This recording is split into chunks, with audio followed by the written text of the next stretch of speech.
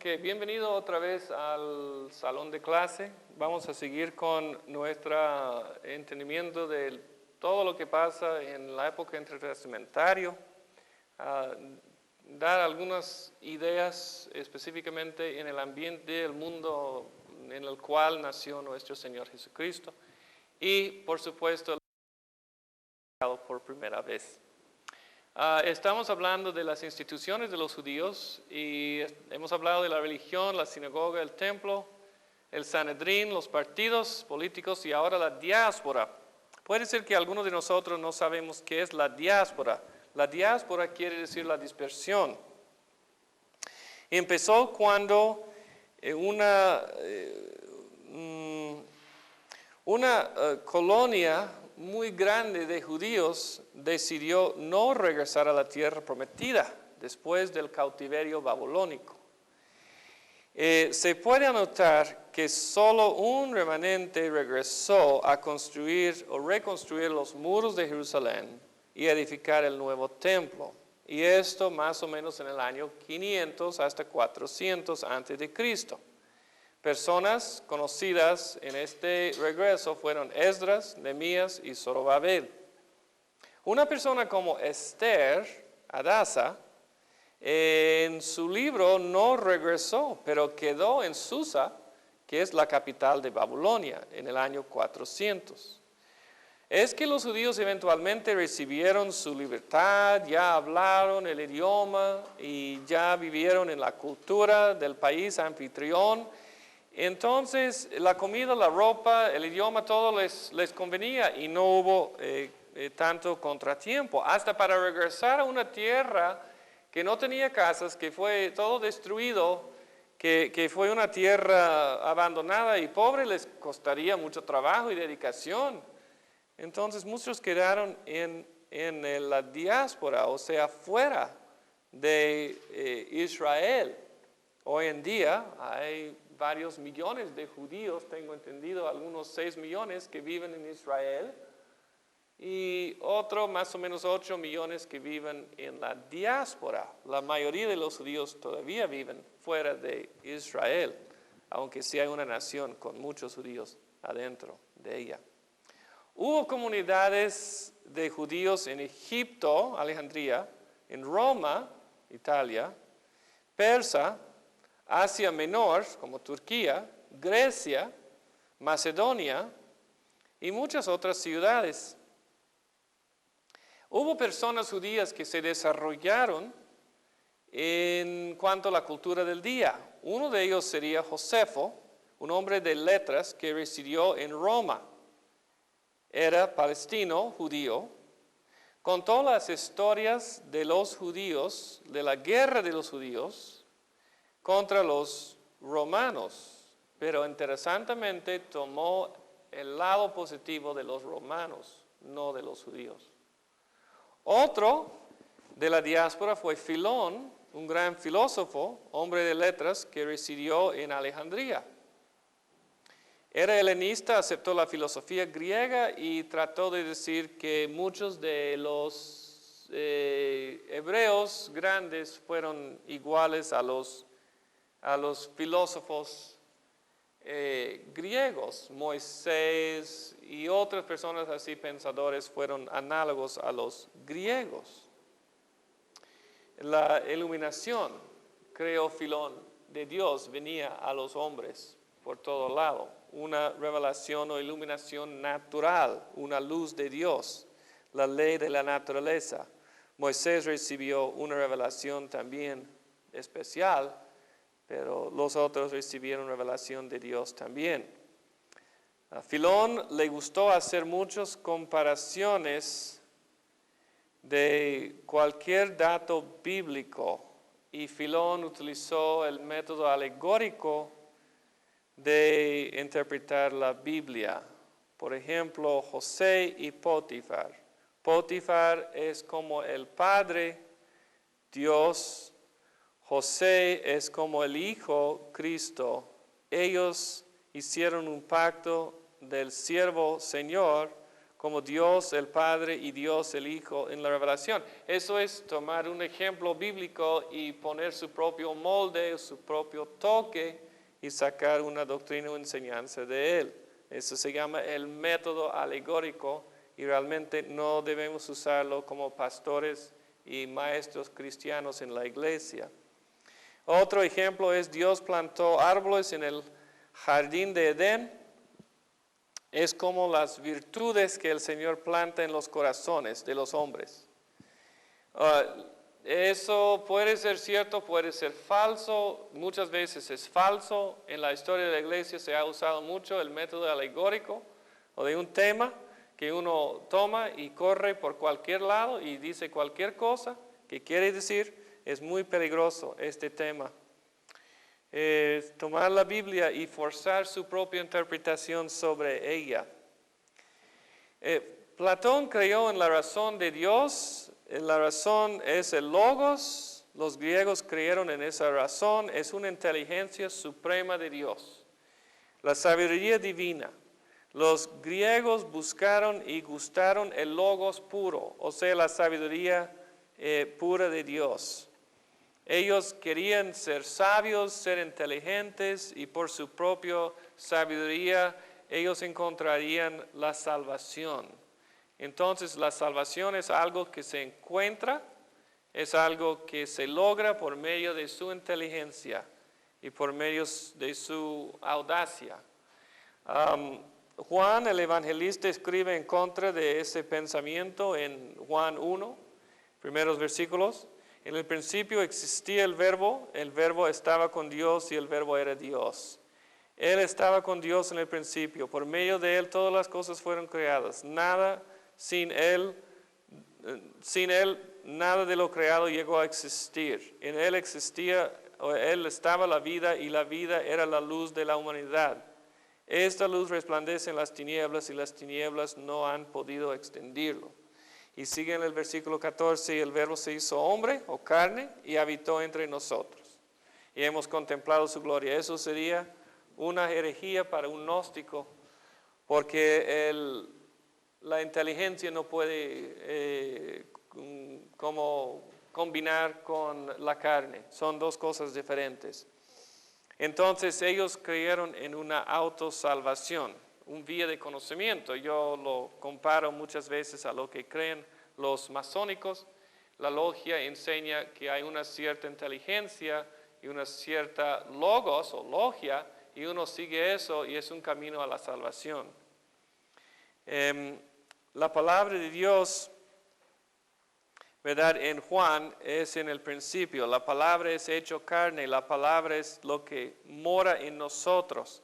Cristo es la palabra de Dios. No es una sabiduría impersonal y lejano, sino es la expresión de Dios, la gloria de Dios. Cristo no es solamente un camino de conocimiento por lo cual una persona puede aprovechar y ganar su propia salvación. Él es Dios en la carne, hecho carne por nosotros, murió por nosotros. Entonces, Juan está abogando en contra de ese pensamiento griego que Filón también aceptó. Está abogando contra la teología natural, que dice por observar la naturaleza uno puede ser salvo. La salvación solamente por gracia viene por el Espíritu Santo. Cuando el Espíritu Santo entra en uno y lo regenera, le da la gracia de Dios y le da la salvación, y esa persona va a responder a Cristo el llamamiento y va a ser salvo. No hay salvación por observar solamente la montaña o observar un árbol, observar un río. Esa es una teología natural y creemos que los hombres, sus ojos son oscurecidos y son cerrados y no puede entender sin la obra del Espíritu Santo, sin la palabra predicada, el mensaje de Cristo hacia él. Filón tendría que desacordarse con nosotros porque él creía que la luz de Dios está en cualquier rasgo de la naturaleza. Bueno, con esto terminamos las instituciones de los judíos y vamos a entrar en lo que es la literatura de los judíos. Hemos hablado extensivamente sobre la historia y ahora vamos a hablar de la literatura. La literatura, introducción. La profecía del Antiguo Testamento terminó más o menos en el año 400.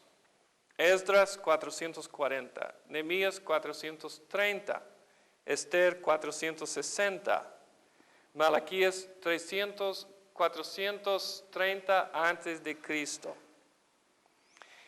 Sin embargo, una nación y una cultura sigue expresándose.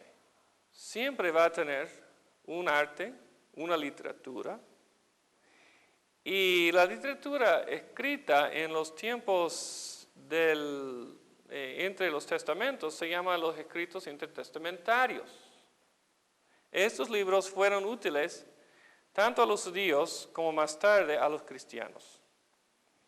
Se han agrupado estos escritos intertestamentarios en dos clasificaciones, los apócrifos y los pseudoepígrafes. Referente al primer grupo, el Concilio de Trento, Gran Concilio de la Iglesia Católica Romana, el año 546 después de Cristo, declaró en forma definitiva cuál sería el canon bíblico de la Iglesia Católica Romana. Incluyó los siguientes libros apócrifos, y ellos lo llaman por otro nombre, deuterocanónicos. Deuteros quiere decir segundo, canónicos, canon, segundo canon. Hubo muchos libros escritos en la época intertestamentaria. La Iglesia Católica Romana no aceptó todos, pero aceptó estos libros. Primera de Esdras, segunda de Esdras, Judith, suplementos de Esther, sabiduría de Salomón, eclesiástico, Baruch, epístola de Jeremías, canto de los tres jóvenes, historia de Susana, Bel y el dragón, primera y segunda de Macabeos, oración de Manasés. Pero la católica no aceptó todos estos, sino aceptó el libro de Judith, sabiduría de Salomón, se llama sabiduría, eclesiástico, Baruch, primera y segunda de Macabeos, Tobías, la historia de Susana, Bel y el dragón, esos 8 aceptó. La palabra apócrifo la Iglesia Católica no quiere usar porque quiere decir escondido o críptico. Y ellos desean usar, significa oculto o secreto. Ellos prefieren la palabra segundo canon. Dice que forman un canon de fecha posterior, pero que posee igual autoridad.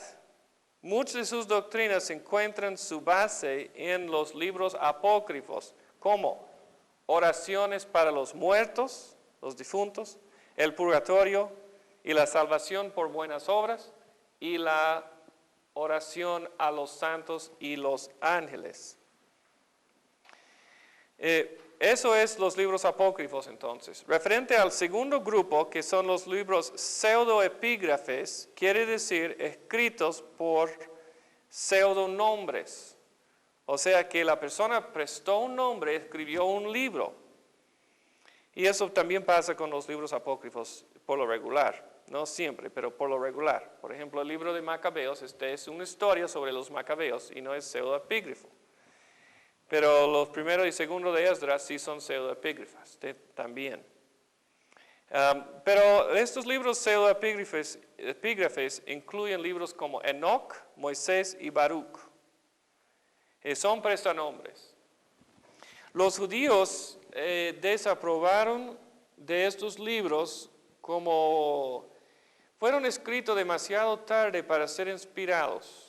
Los judíos rechazaron estos libros en un consejo, se llama el Consejo de Jamnia, que ocurrió en los tiempos más o menos después de Cristo, como el año 200 más o menos después de Cristo. Los evangélicos hemos recibido solamente los libros en el canon del Antiguo Testamento como los judíos reciben. Y nuestra Biblia es lo mismo como la Biblia del Antiguo Testamento de los hebreos. Pero los católicos han recibido este otro cuerpo de literatura como una literatura inspirada por Dios. Ok, vamos a pensar un poco en estos libros, análisis y descripción. Primero, el libro primero de Esdras. Probablemente primero de Esdras originó a mediados del siglo II antes de Cristo en Egipto.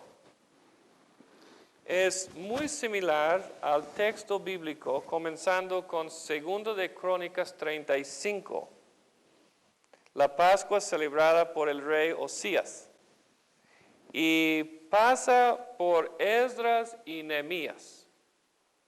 Concluye con Esdras y la ley, la lectura de la ley.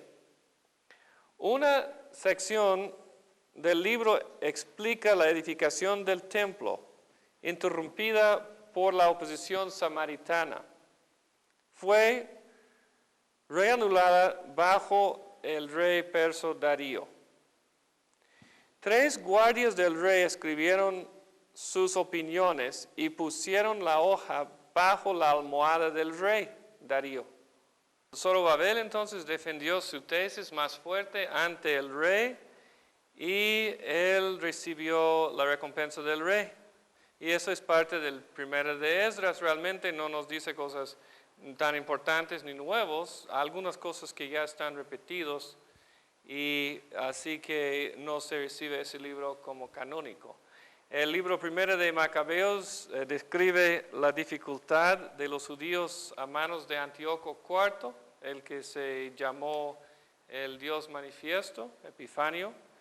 40 años de historia, hasta la muerte de Simón Macabeo. Segundo de Macabeos también se trata de la época de los Macabeos. El autor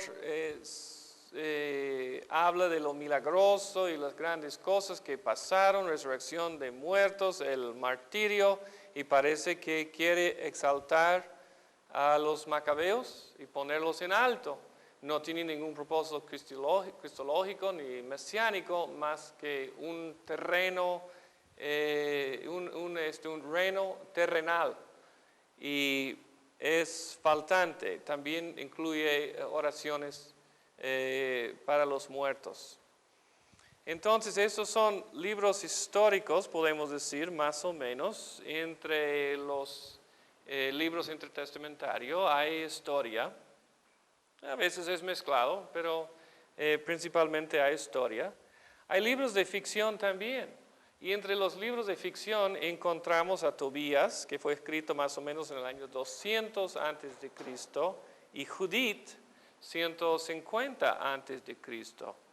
El libro de Tobías se trata de Tobit, un hebreo que vivía en Nínive durante los tiempos de Salmanasar.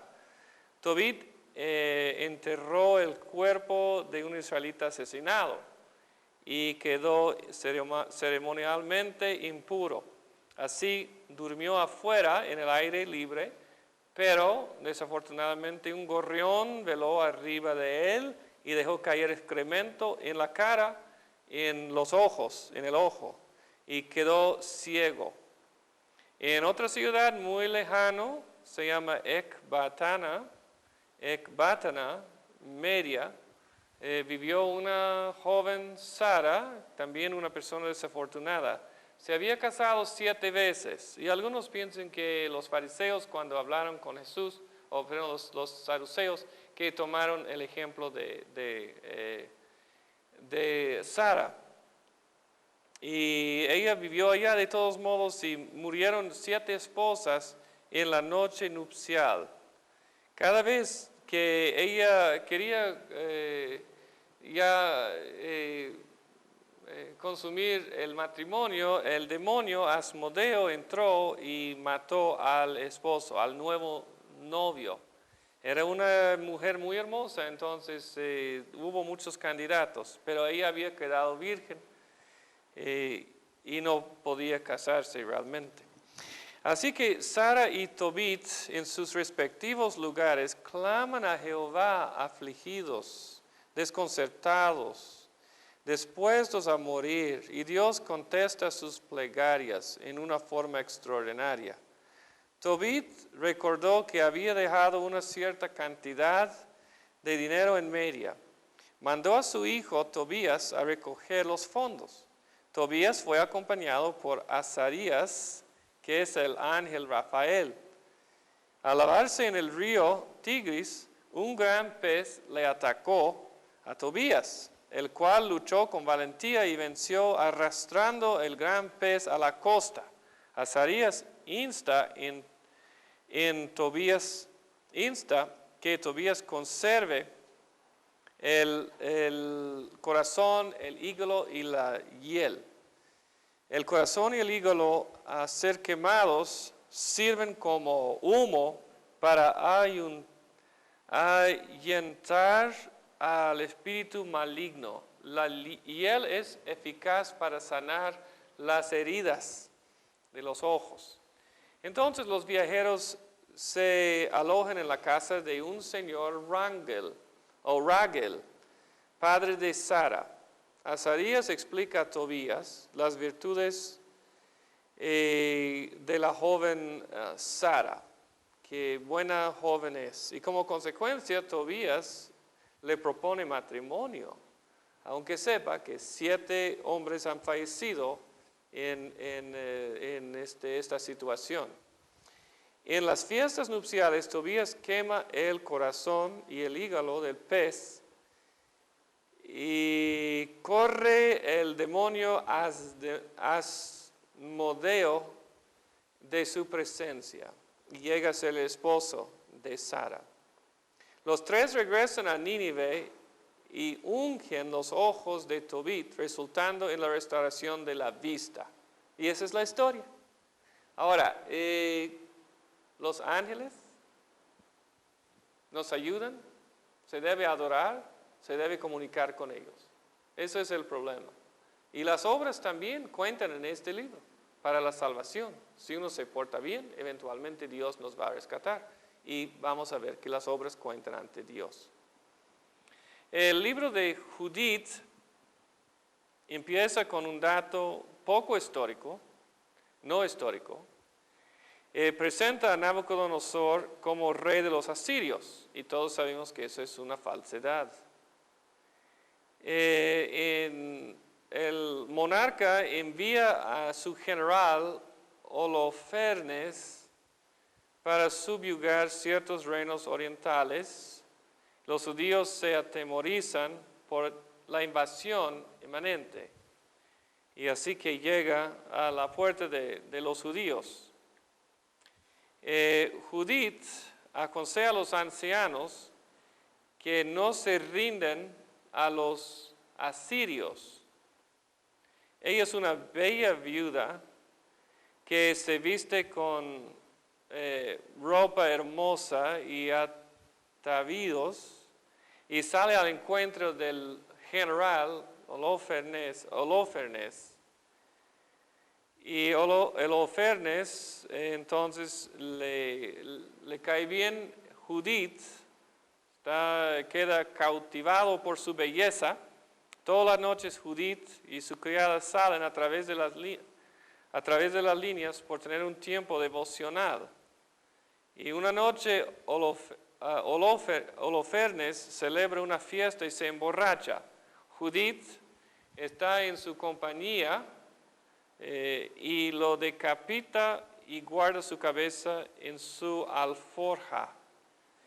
Ella sale y para su tiempo devocional regresa a los judíos con la cabeza del general ilustre, y todos se animan en la batalla y derrotan a los asirios. Otra vez es una elevación, una exaltación de una mujer en la batalla, y no tiene nada que ver con la historia de la salvación. Estos son entonces historias Son interesantes, pero son de ficción, no tienen datos reales y actuales. Vimos historias de ficción, historias libros de ficción, libros de historia, y ahora libros sapienciales, de sabiduría. Hay varios libros de sabiduría también que fueron escritos en la época intertestamentaria. La sabiduría fue importante para los judíos. La sabiduría era una manera de vivir, de seguir la ley, de conducirse en la vida y la práctica, ¿verdad? Para los griegos la sabiduría fue un conocimiento, una filosofía, pero para los griegos fue una cosa más práctica, más real. Tenemos el libro eclesiástico o la sabiduría de Ben Sira, el año 180 fue escrito. Es necesario una hermosa trilogía, dice ese libro: el temor del Señor. El temor del Señor es el principio de sabiduría. El temor del Señor es la plenitud de la sabiduría, y el temor de Dios es la corona de la sabiduría. Así razona el libro. La sabiduría reside de modo especial en la ley de Moisés. El eclesiástico es como un libro de proverbios, es sobre lo prudente en muchas situaciones. La amistad, el hogar, los negocios, ¿verdad? Se debe practicar diligencia, frugalidad, amor y justicia. Es un libro de sabiduría, pero otra vez no tiene un acuerdo con los otros libros de la Biblia en cuanto a la salvación. No se trata del tema principal de la Biblia, que es Dios que rescata a su pueblo, que les da salvación por gracia, y que el Mesías es Jesucristo. Podemos decir que es un libro bonito, un libro que es inteligente, pero hay muchos libros en la Biblia, en el mundo, que son nomás inteligentes y de buen consejo. En libros sapienciales tenemos también la sabiduría de Salomón, que fue escrito más o menos en el año 100, puede ser un poco más tarde.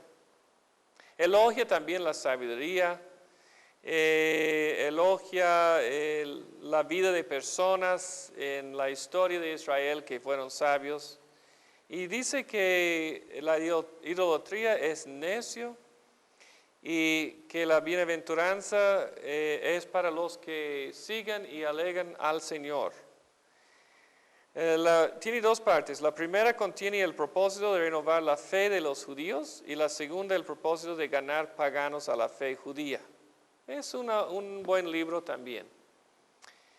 Luego tenemos libros que son de apocalípticos, son de las cosas que van a ser revelados. Floreció desde la ocupación persa hasta la ocupación romana. Y siempre la idea es que va a venir un Salvador que va a rescatar a los judíos. Buscan un reino terrenal, buscan un Mesías que va a vivir y va a establecer su reinado, y que va a ser un nuevo David. Y hay muchos libros, y se llaman libros apócrifos, que hablan de la gran liberación, de la vindicación, de la oposición, ¿verdad? Y de un escenario que es más que humano, a veces llega a las esferas de los ángeles y más allá. Si podíamos comparar los libros apocalípticos a los libros proféticos del Antiguo Testamento, vendríamos contrastes. Por ejemplo, el libro apócrifo en este tiempo, o apocalíptico, se trata de una futura generación. Pero los libros proféticos del Antiguo Testamento están escritos a los oyentes presentes. Y hay una aplicación también futura.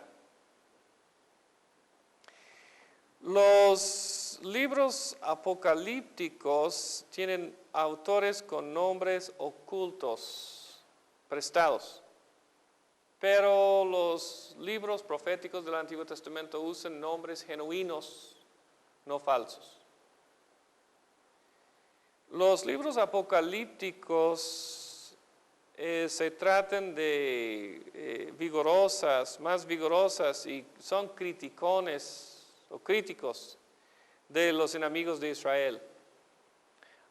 Actualmente los libros proféticos tienen mucho de lo bueno y de lo positivo para las naciones, que por ejemplo Isaías habla de Egipto que recibirá salvación y las naciones que llegarán al santo monte de Jehová.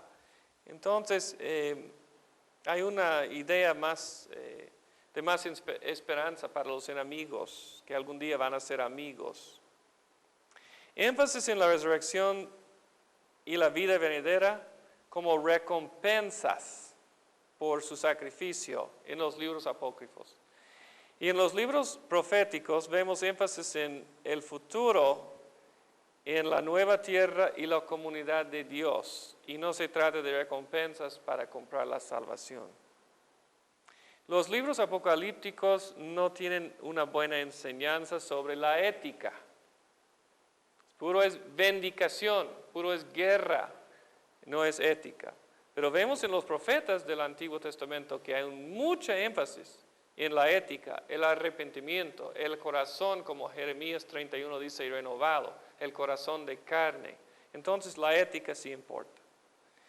Y la última cosa sobre los libros apocalípticos es que son esotéricos, ocultos, secreto, el sellado, pero los profetas son transparentes, más evidentes y predicaciones al futuro que sí llevan a ser realizados.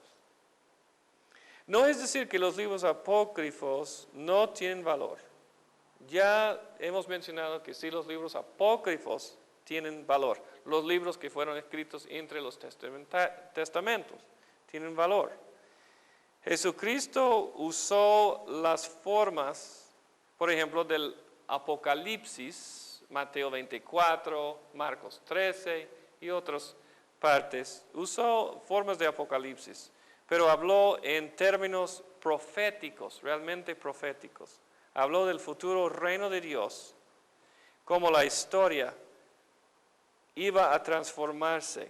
Cristo fue entonces la manifestación de Dios. Su misión y su ministerio nos inauguran los últimos días. Así que Cristo vino y inauguró el fin. Ok, otro libro apocalíptico es el libro de Enoc. Enoc es un libro importante, tiene 100 capítulos. Ahora, ¿quién fue Enoc? Sabemos un poco de Enoc, que fue un hombre que andaba con Dios y Dios lo llevó y no fue. Génesis 5 habla de eso. Fue justo, anduvo con el Señor. El Señor lo llevó directamente al cielo. Entonces, la idea de este libro es presentar el nombre de Enoc, porque Enoc era santo, un seguidor de Jehová. Enoc fue trasladado directamente al cielo. Tenía una experiencia completa con el Señor. El libro contiene visiones, el juicio futuro, una narración sobre los ángeles que pecaron. Se trata de los misterios del cielo y del infierno y la venida gloriosa del Mesías. Contiene una historia del mundo y una sección más importante es el libro de las semejanzas dentro de Enoc. Se trata del Hijo del Hombre. Otra vez es un libro que es un prestanombre, no es profético, no entra realmente, unas partes son ciertas, pero no entra realmente en la historia de la redención. El Apocalipsis de Baruch, otro ejemplo, se trata de la suerte de Israel y Jerusalén en el tiempo de la cautividad. Anhela la llegada del Mesías. Quizá la destrucción del templo sea lo que impulsó el libro tal.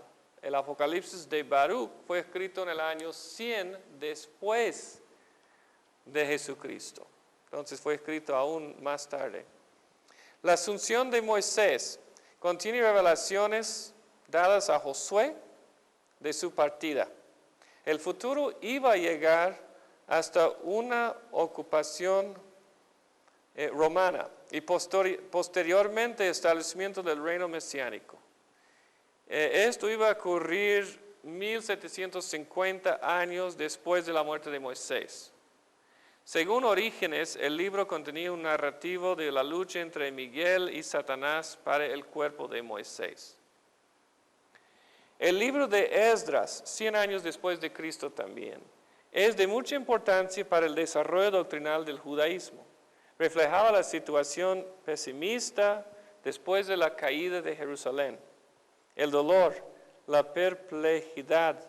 Se trata del pecado, el remanente, pocos salvos, la justificación ante Dios, el Mesías y el juicio final. Pero tampoco es un libro canónico. Tenemos entonces varios tipos de libros que fueron escritos, varios tipos de literatura que ya se había mencionado, la histórica, los libros de ficción, los libros de sabiduría y los libros del Apocalipsis. Últimamente hablamos de libros generales. Hubo varios libros generales que se escribieron en aquel entonces. Uno de los libros generales es el libro de Jubileos. El año es 150 antes de Cristo. Jubileos. Es un pseudoepígrafo, un libro. Es de menor importancia. Es supuestamente material revelado a Moisés. Contiene los eventos en los años de jubileo, cada 50 años. Este libro empieza con la creación y va hasta el Éxodo. Trae otro nombre, el pequeño Génesis. Los patriarcas salen como devotos a la ley. Énfasis sobre la observación de los festivales y especialmente el año de jubileo y el sábado. Entonces, es un libro que se trata de la ley y la importancia de observar la ley. Ahora, sabemos según la historia y aún según la Biblia que no hay mención que los judíos celebraron ni una sola vez el año de jubileo. Entonces, ese libro hasta va en contra de lo que sabemos y lo que tenemos en la Biblia. Otro libro general son los oráculos civilinos. En el mundo greco-romano, ciertas mujeres civiles lograron renombre por pronunciar oráculos de la divinidad. Los judíos y más tarde algunos cristianos utilizaron estos oráculos de la cultura pagana en contra de los paganos. Hay 15 oráculos, 12 han sido recobrados. El capítulo 3 se trata de la historia de Israel y las condiciones pecaminosas y deplorables que van a prevalecer antes el fin. La condenación de los impíos, la adoración de Jehová, la época de prosperidad. Los oráculos civilinos. Los salmos de Salomón, el año es 50 antes de Cristo. Hijo de David, se estableció como el Mesías de Israel. El Salmo 17 y Salmo 18 se trata de eso. Y la gloria futura de Israel. No trae cosas nuevas o importantes que podemos ver que son escriturales. Los testamentos de los 12 patriarcas, más o menos 50 también después de Cristo, se trata de los hijos de Jacob, Israel, Génesis 49. Es el último testimonio de Jacob. Describe a cada hijo, sus puntos positivos y negativos. Este libro se trata de esto. Contiene una reseña biográfica de los 12 patriarcas, se trata del futuro y de predicciones tampoco aumento a nuestra ayuda en nuestro entendimiento bíblico. Ok, aumentado a esto, en los libros apócrifos hay libros filosóficos, libros apologéticos y libros misceláneos. En los libros filosóficos, como el cuarto de los Macabeos, contiene la razón piadosa. Se trata de la razón divina que le ayudó a Moisés en la recepción de la ley. Es un libro que combina entonces el gnosticismo, la filosofía griega, con la revelación de Dios. Es muy similar a lo que enseñó Filón. Los libros apologéticas, como la carta a Arister y tercero de Macabeos. Su propósito es defender y exaltar el judaísmo. Fue rechazado por los judíos de todos modos. El rey Ptolomeo IV trata de entrar al templo y es repelado, no puede entrar en el templo. Y Dios lo hace y lo tira al suelo a ese rey Ptolomeo IV. Se enoja y decide exterminar a los judíos por aplastarlos bajo los pies de cientos de elefantes que van a invadir a Israel, a Jerusalén. Después de una visión nocturna, Ptolomeo IV reconoce su error y cancela su orden y luego favorece a los judíos. Esta es la historia, o supuestamente la historia de la carta a Aristear. Otros libros misceláneos, la carta de Baruch, la epístola de Jeremías. La epístola de Jeremías se trata de Jeremías en la cautividad egipcio, qué pasó con él, y habla de ídolos. Y otras adiciones al libro de Daniel, la historia de Susana. Daniel rescata a una mujer atacada por los hombres, los viejos rabos verdes, y ella es Susana. El libro de Bel y el dragón, Daniel expone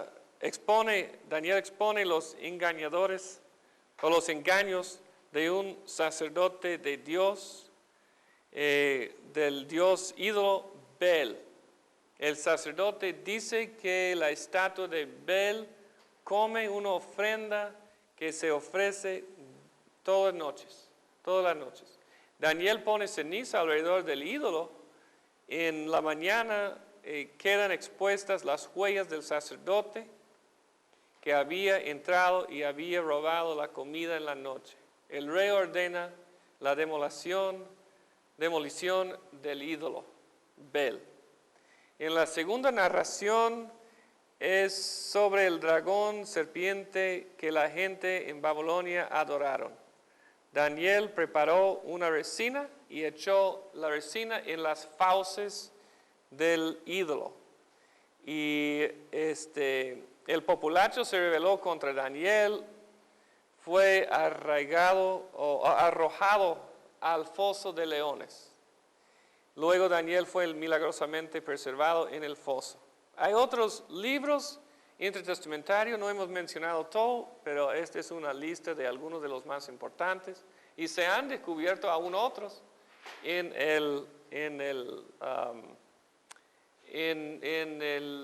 Qumran, en los rollos del Mar Muerto. Entonces, la influencia, a ver si estos libros tienen una influencia, y yo creo que vamos a regresar en la próxima clase a hablar de la influencia, pero les dejo pensar si estos libros tienen una buena influencia en el Nuevo Testamento o no, porque a veces encontramos un rasgo, una porción o una oración pequeña de estos libros en el Nuevo Testamento, y vamos a ver cómo manejamos esta cuestión.